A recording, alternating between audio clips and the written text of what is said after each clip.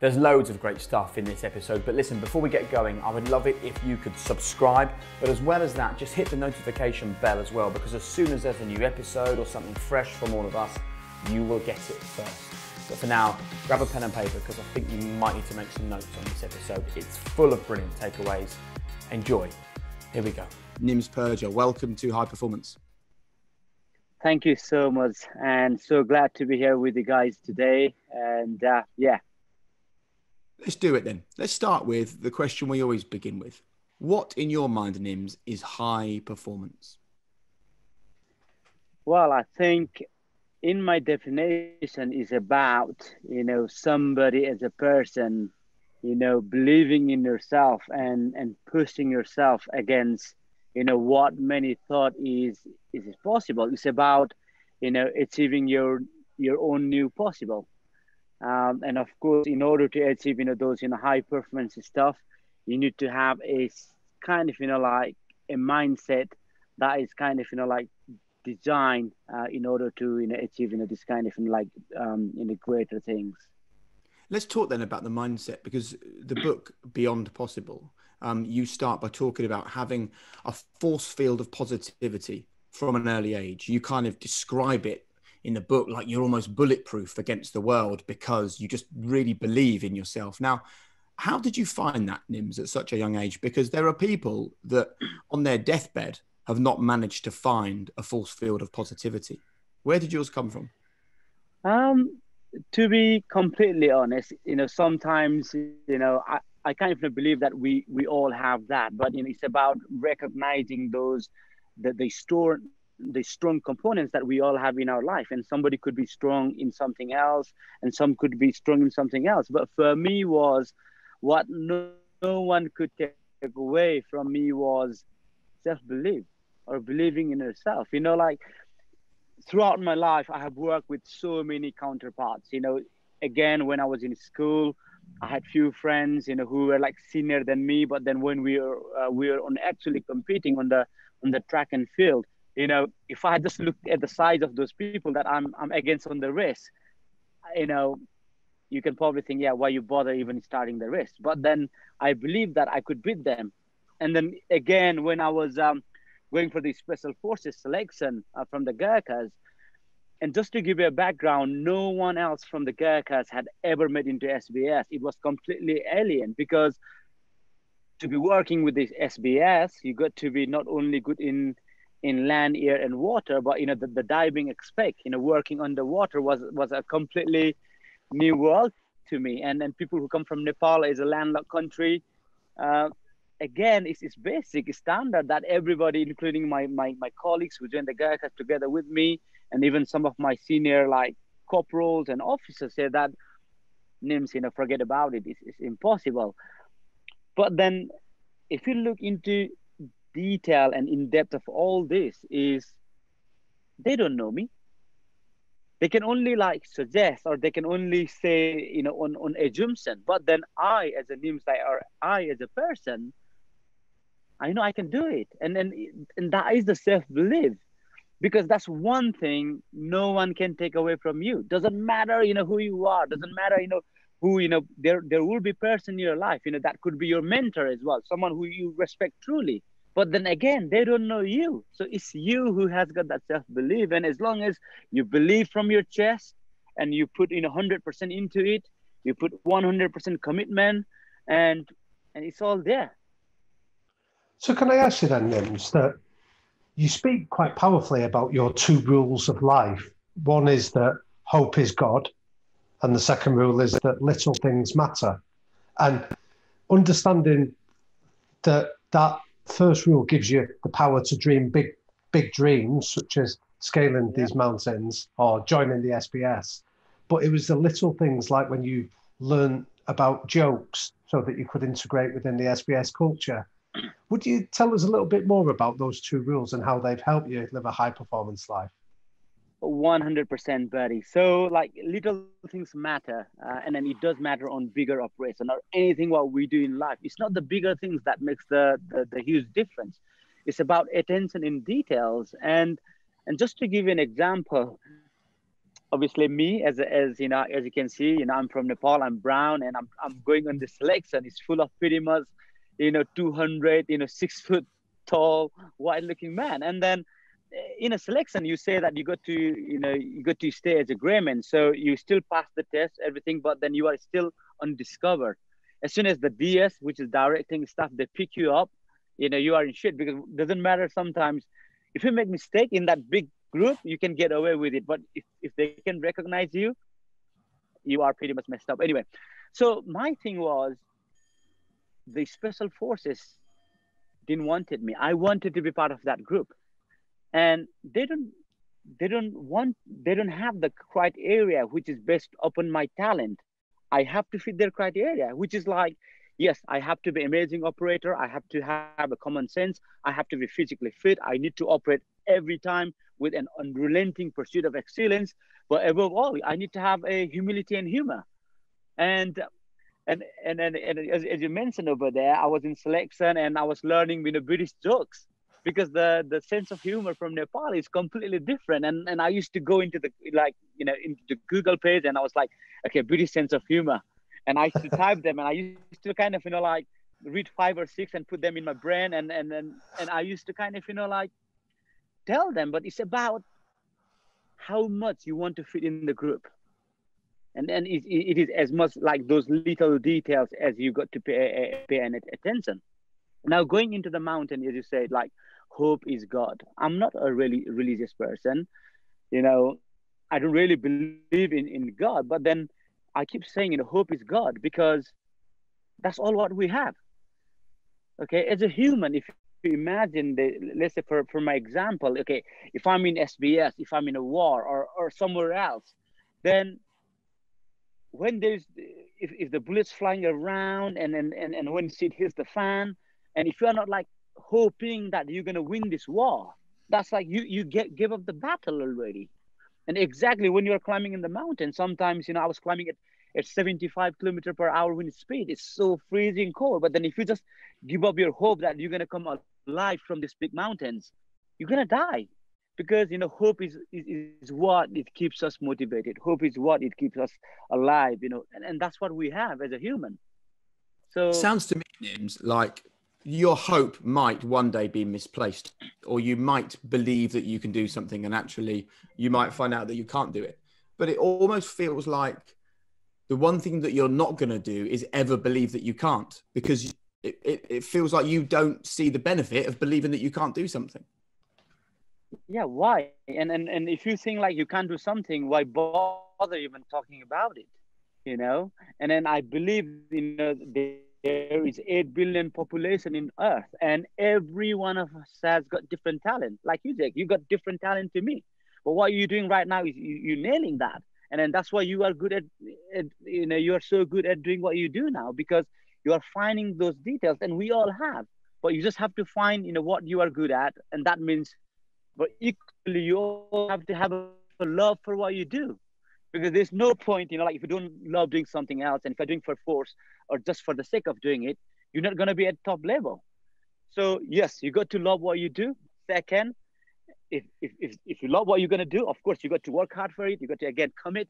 There will be so much like negative in stuff, but then you got to think positive about everything. And just to give an example, I was on Everest in 2017. I was still in special forces, and I was trying to break the world record for climbing in Everest, Lhotse, and Makalu, which is the first, fourth, and fifth highest mountain. And in process of doing that, when I went to Lhotse, my oxygen were stolen. So just to give you an example, being oxygen stolen at Campo at the death zone it's a crime. You work so hard, you have to check the weather forecast, you have to take those oxygen to put it over there. It's a mission.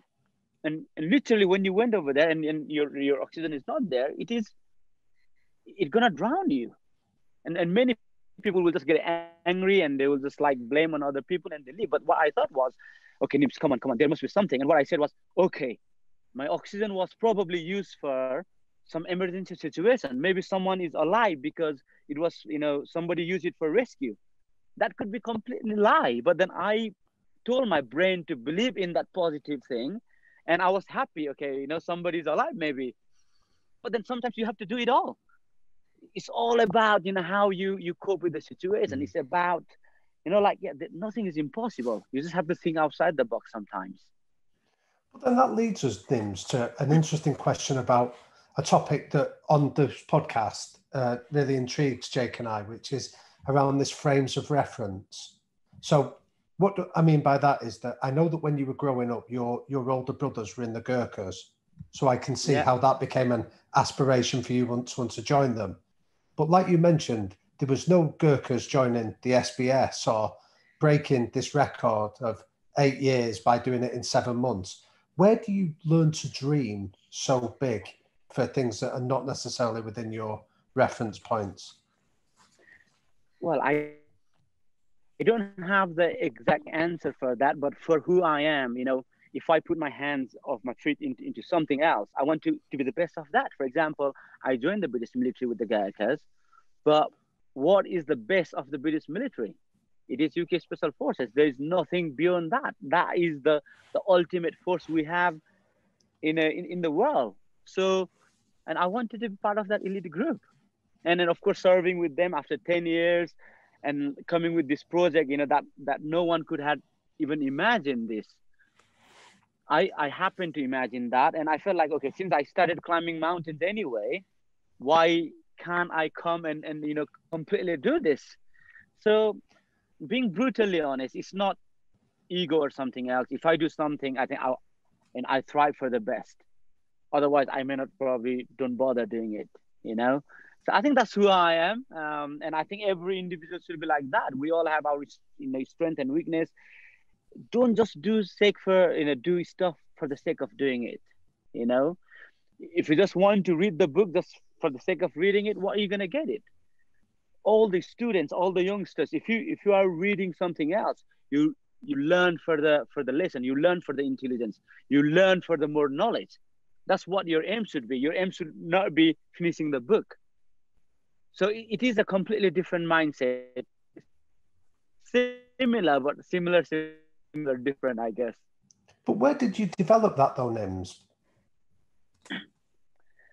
I think, I'm not gonna lie, I think I had this, since I was kid. For example, I was in the hostel. We're not allowed to leave the compound and all, and I wanted to join the Gurkhas, and it's a really tough selection. Every year 32,000 applicants between age 18 and a half and 21 applies for the British Gurkhas. It's a huge selection, and to be in one of those, you got to work hard. And I realized, like, I cannot say that, okay, I didn't have time to train. I cannot say that, I was in the hostel in this boarding school, and then my teachers doesn't allow me, but I have to come with my solution. So what I used to do was, I used to wake up at 1 o'clock, and in Nepal, you don't have any tools like that. So I used to sew a metal rods in my socks to make it heavier. And I just used to run, and then I used to come back in my hostel about like 6 o'clock, and I pretend I was sleeping. No one would know this. How old are you at that point? I always felt like if you wanted to be part of, I was 15. Wow. That's mad. I mean, most 15-year-olds are just lying in bed all day, and you can't get them away from the computer games. Wow. Yeah, I think. Yeah, that was me, brother. So again, even with the special forces selection, when people say, you can't do it, but it's not about that. I was so respectful with the UK Special Forces. I used to hear only the rumor. It's like, oh, Nims is like a proper James Bond stuff, Yeah, all this kind of a rumor, and I had never seen Special Forces, so it was like a god to me. And in order to do that, my training regime was extreme. I have never trained like that in my life, because I was going to unknown, and for unknown, I have to give 100%. And my training regime was, again, I used to wake up at 1 o'clock in the morning, carry like 80 pounds. I used to tab, to the school, and I used to do normal physical training with the military boys at 7 o'clock. Then I was building an structure finisher, so it was full day labor work at the Royal Engineers School in Chatham. And the evening, I used to run back again, clean fatigue. Then I used to go to the gym, cycle 64 miles. Then I'm not a good swimmer because we never had swimming pools. Still, yes, I felt like you have to be good in water. So I used to do free in 25-meter lane, and I used to do 100 of those. And by the time By the time I was home, it will be 10 o'clock. Wow. That's Well, unbelievable. Can I ask you a very specific question about the details of that then, Nim? So that on those mornings where it was cold and it was dark and your body was aching and you were tired and you could have found a million reasons to stay in bed, what was it that got you out of bed, that got you to take that first step out of your comfort zone and go into that world of pain or discomfort? I always believe that if you want to be the best in the world, you got to like, you shouldn't have any excuses. And I always believe that, excuses are for losers. Have you heard any person who has won make any excuses? No. And I didn't want you to fall in that category. That is as simple as that. Even maybe when I fail to summit a mountain, I will probably come with the excuses. But then I made that excuses because I failed it, and I don't want to fall in that category. You lose, you lose. So it's very simple for me. But then that I loved what you said. Go on, Damien, carry on. No, sorry. I was going to say, but because that feeds into something that I've noticed in your book, that one of the things that you do is when you seem to set off on these impossible missions, you then almost you download all the excuses or all the problems that are likely to stop you before you then start working out solutions to it. Is that a very deliberate technique you used? Yeah, I think what I do is, we all have in life, there will be like hundreds of problems. And I had like thousands or millions of problems when I was doing this project last year. Of course, like the emotional challenge of leaving the special forces and having no job, no job security, remortgaging your house. Then literally you are going to Nepal. And then when you flew from London Heathrow, you had only 5% of the funding. And there was enormous challenge. But what I'm good at doing is, if we all worry about the problems, there will be no solutions. Yes, problems are there, but what we need to do is, or what I do is, I focus on what is priority one right now. For example, on the mountains, I got hundreds of problems on my shoulder, but then if I start thinking about it, and if I don't put my step where it needs to be, and if I'm not focusing on my climb, there's no point. Everything is like out of equation because you are not even doing that. So I live in the moment. I do exactly what is absolutely necessary. And then the biggest thing what I also do is, I don't worry about how I'm doing. I worry about what I'm doing right now. And my focus is like, it's a really pinpoint, razor sharp, focus. So that's how I do it.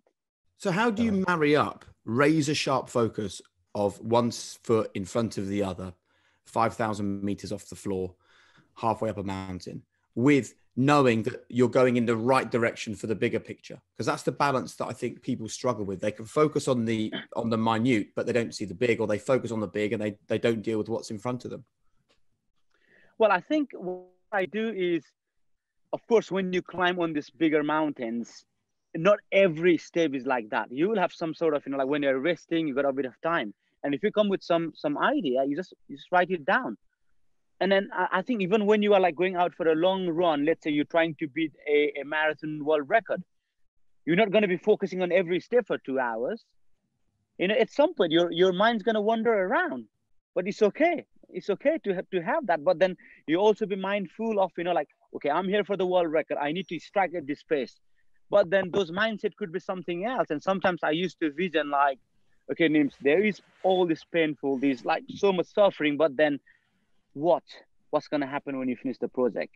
You can still kind of, look yourself through this dark tunnel and you can see yourself on the other side. And that's what it gives you more kind of, power. And as I mentioned on the book, like I had a really good purposes that I believed why I needed to do this project. And being completely honest, if it was for myself and if it was for the name and fame, I would have never been successful in this project. It was, that huge, you needed something bigger than this. So when I left my job, my mom even told me, she is very close to me. She's my inspiration. And she said, oh, Nims, because, you are sending money every month. And now you are doing this project because, we are a burden to you. But I said to her, no, mom, because this project is way bigger than me, our family, and all. And if I can sacrifice this for the bigger reason, which I absolutely believed in, I think I can do it. There's a chance. And the reason was, yes, I love the mountaineering, I love the challenge, but more than that, I wanted to show the world in my way that nothing is impossible. I wanted to raise the name of the Nepalese climbers, and equally, I want to raise the awareness about climate change and sustainable environment. So, and these were the core pillars. But when I say core pillars, these are the bigger picture. But then inside that there is also layer, because all these pillars cannot always keep you going. Then I used to think, okay, I cannot give up because I represent the best in the world, UK Special Forces. I have no right to ruin their reputation by coming out loud and be a joker. Then I used to think, okay, I'm a Gurkha now. Then I used to think, okay, I represent Nepalese climbing community. Then it goes into the circle and the cycle of everything else. So yeah. Incredible stories. I think it's important, Nims, though, to just pull up on what you mentioned there about giving up your job, having no money, starting this challenge with only 5% of the funds that you needed to complete it. Because there will be people listening to this who all dream about the impossible, dream of doing something they've always wanted to do. But there's always a reason to not do it. The timing's not right. Yeah. I don't have the money. I've just had children. I can't leave my job. What's your advice for those people? Jake, I will give you a solid example. I had a friend from, Special Forces. He's an officer. And he said to me, I respect him because he's smarter in the world. He's clever than me. He went to this Gucci, university, post university and all that. And he has a brain of 10 men. But then he told me, Nims, why this year? Because, you don't even have the funding. Why don't you prepare so well? And you got another year, and then you can probably raise the funding. You have time. Why we need to rush? And then imagine if I have listened to that. This is the whole 2020 is pandemic with COVID-19. That's one example. But then this wasn't my principle. My principle was, in everything what we do in life, you should never think about the second options. Okay, I'll give you an example. Okay, if you say that you're gonna run a complete marathon, and if you're already thinking about giving up in halfway, you're gonna give up. You don't have to think about giving up. If you can't do it, you can give up. It's just there. It's in your pocket. You just give up. You don't have to already plan to give up. So I used to say, why refer to second options when you can plan on the first option? And going into second option is always easier. It's always easier, but then it's easier doesn't mean it's right. So that's what's kind of my thought process. But then a key message here is Jake, if you look where I came from, a really poor, Nepalese background. We used to live in this, in this room where we had chicken upstairs, so there was chicken farming, or and then having no flip-flops to then joining the Gurkhas. I failed my first attempt in the Gurkhas, but second time I made it through. Then going into Special Forces, driving submarines, doing some of the craziest stuff that people can't even imagine. I know what I've done, and probably few people know. But then even from that, to go and climb all these 14 highest mountains in the world that no one has ever imagined, and who I am now, I would like to say I'm pretty successful. But then looking back, I had nothing. I was underprivileged. I had no opportunities, but then I created opportunities. So for everybody else out there who feel like that they have no privilege or underprivileged, or who feel like they don't have the opportunity, no, man, we create our own opportunity. You just have to work twice harder, maybe. So that's a simple message, that nothing is impossible as long as you believe it and as long as you want to do it. Brilliant. So can I ask you then, Nims, around that phrase that you use repeatedly of, I would rather die than be considered a coward, because that to me is a really intriguing statement. As we said in the introduction, that I think facing death means that you've got nothing to lose. Then, if you're not afraid of death, you're prepared to gamble and risk big. Yes, and I think it's about the mindset, and then my mindset is completely different. And I think we should have it. So when I joined the Gurkhas is known as the bravest of the bravest in the world. we have such a huge reputation with the crown in the country. A lot of British people respect and support us. But then that image didn't come easily. Thousands of people have given their life for that. Thousands of people have sacrificed a lot for that. And who I am as Nims died to ruin that reputation. If I can maintain their reputation, I would just rather live. And the Gurkha motto is, it's better to die than to be a coward. And I 100% believe in that, and I 100% live with it. You can see how much I feel about it. It's in my chest.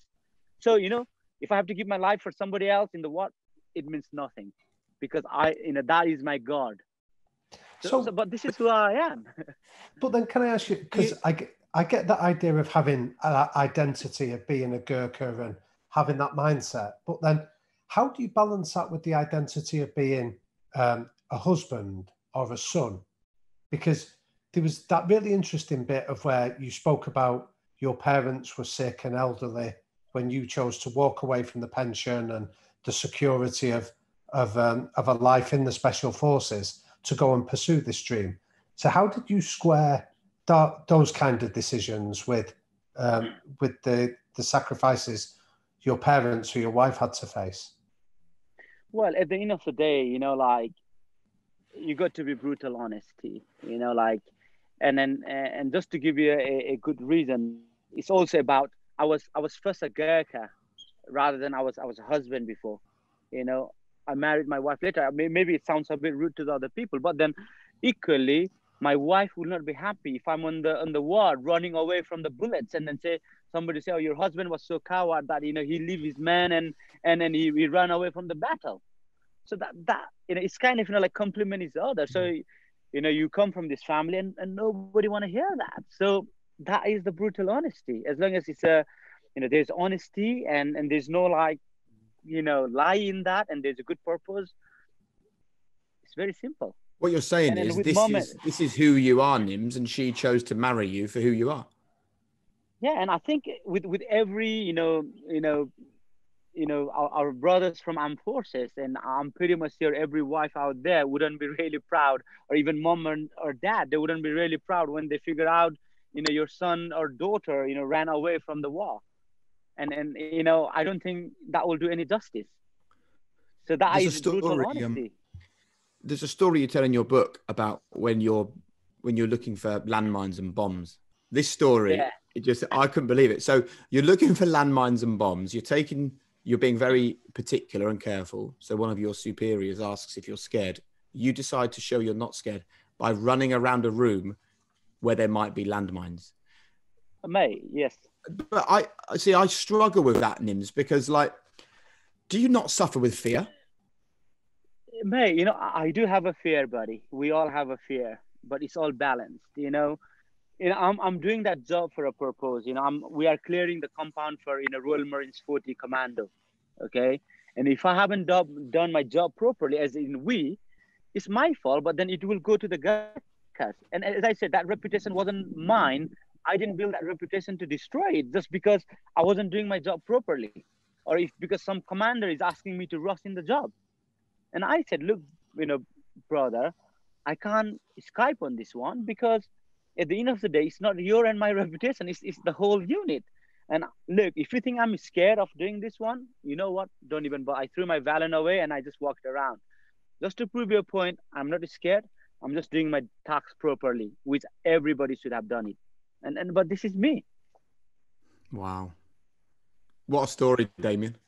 I think it's incredible. I think what really intrigues me, Nims, is that you seem to have this sense of identity with the groups that you join, and that you almost suffuse your ego into that identity. So even that story there was about representing the Gurkhas or the SBS or Nepal in a powerful way. I mean, how much inspiration does that give you when you are faced with real life adversity? I know you mentioned it a bit earlier, but when you're in the death zone of a mountain and your oxygen's gone missing and you're exhausted, where do you go to in your mind to get through that next stage? Well, rule number one, I always think that there is always a way out. If you have been serving with the special forces, from my background, we have operated in a really stressful environment, but then your decision has to be always on the spot, because if you do something wrong, it could have a huge geopolitical effect.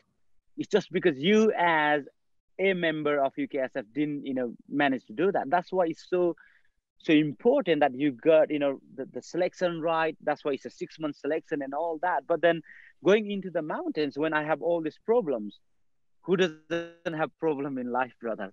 You have, Jake has, we all have. But then we should never be phased away by it. We should be excited about how we're going to solve about that. And that's the excitement. And as long as you keep that positive mindset and you feel like you can overcome that problems, you are already there in winning the battle. So Nims, look, we're talking about your high performance mindset. And I'm sure that throughout life, as you travel around and you have seen the world and you've coexisted with so many different types of people, you will see people who look for excuses, don't take responsibility, search for the path of least resistance, don't live the life they want because they're waiting for the perfect moment to do it. Do you almost feel like your eyes have been opened to how all of us could live, how all of us could be? 100%. And as I said earlier, buddy, we all have our strength and weakness. Look, if I try to go for a modeling career and all that, I can't be best at that. Oh, I'm not sure. I'm not sure, Nims. Just to give you another example, if I want to be like Mr. Bean, like as good as he as a comedian, I don't have that, and I cannot just dream on being somebody else. But then what I can dream about is just being myself, what I'm good at. But how do people find what they're good at, Nims? What's the route to working out what their purpose is? Classic example, buddy. I first wear crampons or started climbing when I was 29-year-old. 29-year-old. Before that, I didn't even know about climbing. I had never trekked in my life. And where I'm now, honestly, I'm 1 in 8 billion people who did this thing. I'm there. But the example there is not about me, but it's about there's nothing or there's never too late to start anything new. We always have to try something new. And gone are those days where you work in one job and then you feel like, okay, if I leave this job or if I leave this work, I'm gonna be disaster. No, there's more to the life. If you don't like it, keep going and trying different thing else. You could be good at something else, which probably you will find out once you try it. Without trying, how are you gonna find out? So never be scared of trying new things. So what's your process now that you've been in the Gurkhas, you've been in the Special Forces, you have set a world record that it's going to be a real challenge for anyone to compete with? What's your process now for working out what's next for you? You know what? There's always bigger things. There's always new imagination. Like for example, when the first human thought about going to the moon, people laughed about it. Now, since, I think it's Apollo 11, since that went over there, now people are thinking of going in Mars and even in another star and all that. So in everything, as long as somebody imagined that, then that imagination gives, or open the door to many things. So for me now, I'm getting into speed flying, which is like another version of paragliding, but it's really small canopy. It's super fast. It's dynamic. You can do all the barrel rolls, you can do all acro moves and all that. So I'm trying to get good at it so I can not only climb the mountains, but I can fly from there. You know what, Damien? Nims reminds me of the quote you put on your Instagram recently, Damien. And if you want to follow Damien, you can. He is at Liquid Thinker. You put up a picture and it said, the light bulb wasn't invented because people improved the candle. It's about thinking absolutely outside the box. And I think almost all of us, probably me included, probably you included, Nims definitely not included in this, is that we all operate within a very small but invisible box. And we don't even realize that we're being held back by that box, do we? Absolutely. And I think that's a question that really intrigues me of yourself, Nims, of where do you go to dream? So it's easy to say that everyone should have dreams or we should go and find what we're good at. But how do you go about dreaming the dreams that you've done? And I think it's very simple as well. I mean, if you are doing something that you love, you just have to go top level. Why you bother doing something else if you are not aiming to be the best version of you. And it's not about, for me, I used to compete before. And I have to be like first in everything before, or I at least tried to do that. But now I compete against myself. I just wanted to be better than who I was yesterday.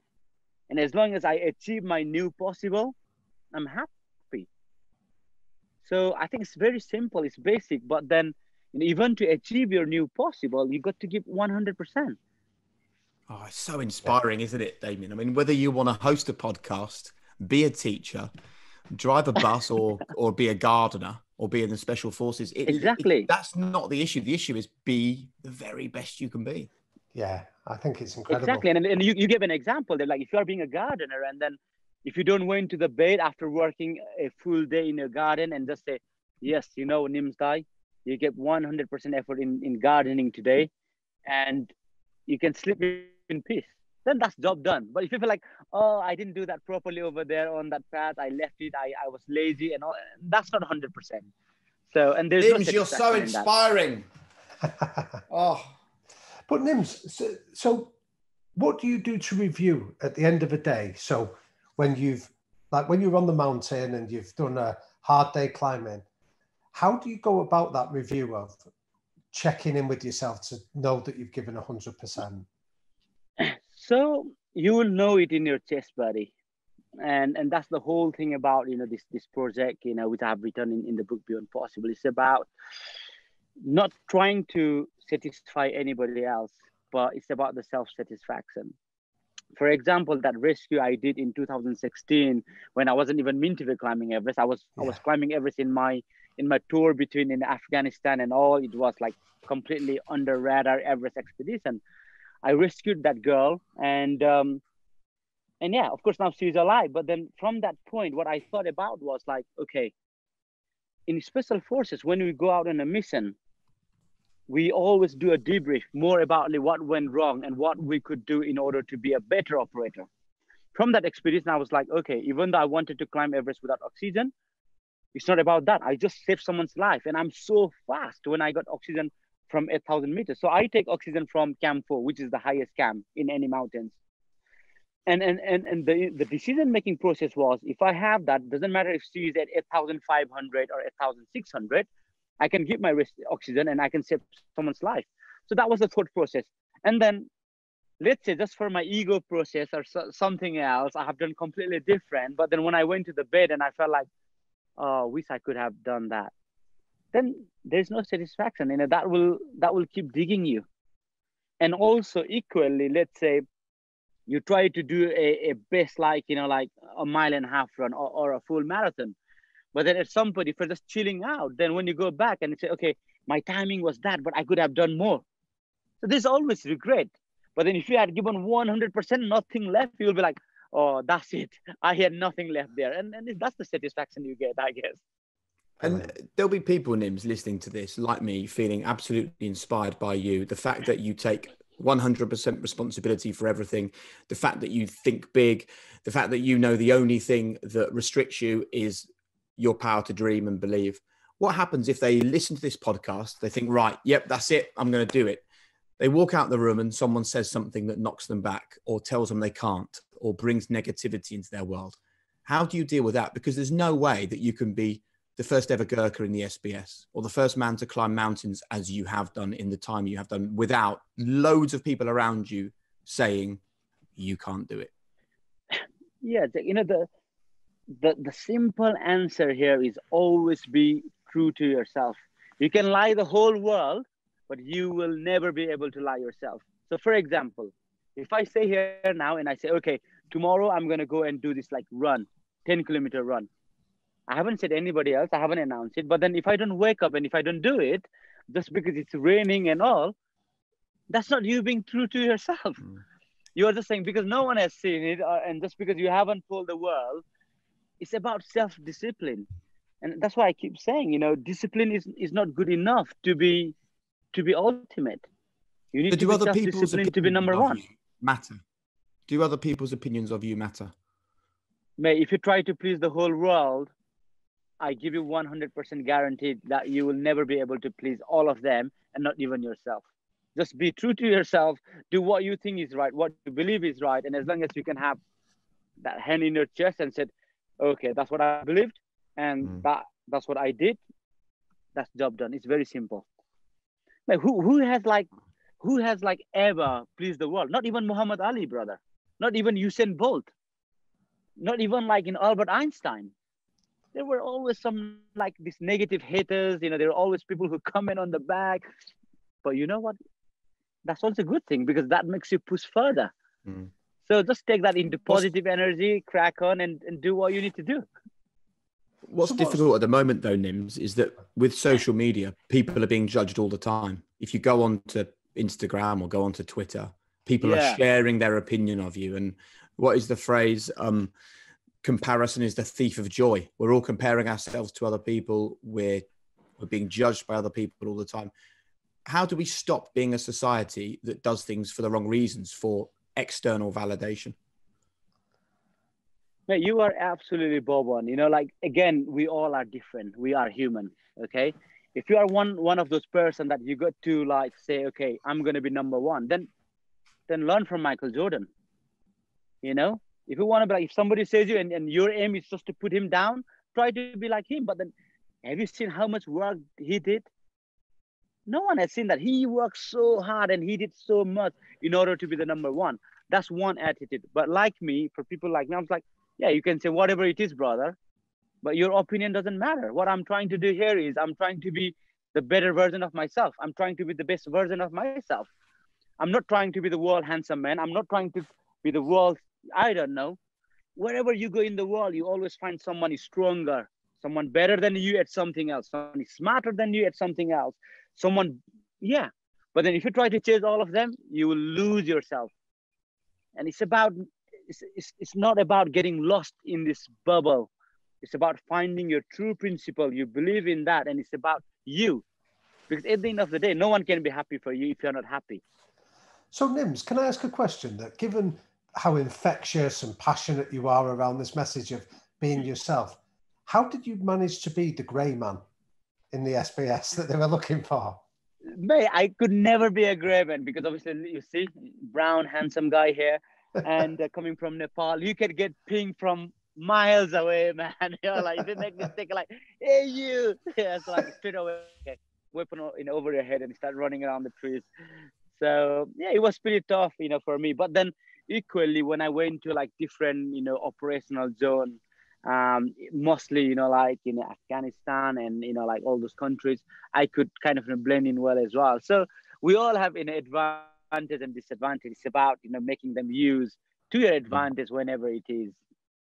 And how often, Nims, do you have to catch yourself because you're not giving 100%, or you're not being positive, or you're having a negative thought about someone else's achievement, or you're comparing what you've done to somebody else? Because when we talk like this, I can imagine people listening to this pod thinking, oh, this guy's perfect, man. He's got it absolutely nailed.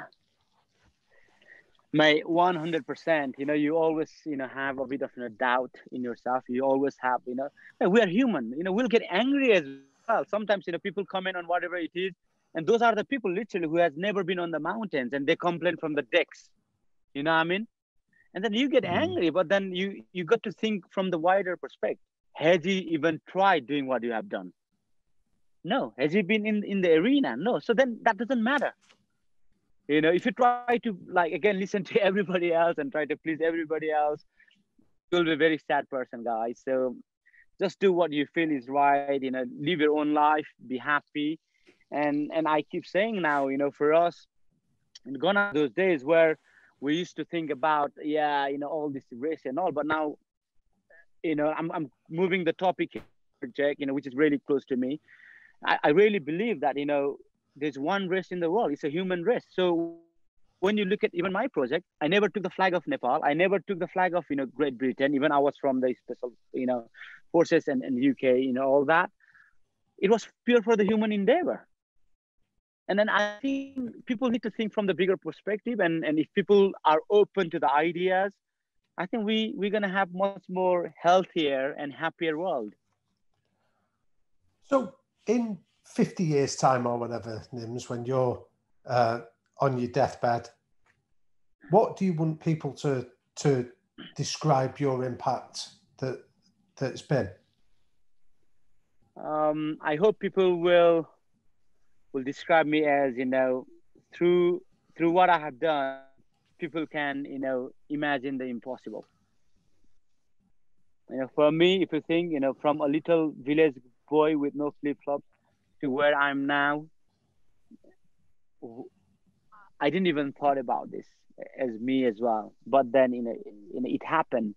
But then there is a process, and the process is in hard work, dedication, commitment, believe in your dream, be positive, and all that kind of, messages out there. And I hope, people will read this book and can relate, in their day-to-day life. Because as you said, Jack and Damien, the book is not about climbing the mountains. It's about people can relate in their day-to-day life. We all have our own mountains to climb. We all have millions of problems, but how we deal with them. There will always be negative, aspect of the task, whatever you are doing it, but how you make that positive. And it's all about, like achieving your new possible. So, yeah. Wow. And if you're listening to this conversation and you haven't been compelled to do it yet, Beyond Possible is Nim's book, and I suggest you buy it. Please hit subscribe, hit the notification bell, give us a thumbs up, leave a review, but somehow get involved with the High Performance Podcast and become part of our growing community. Thanks for being part of the adventure.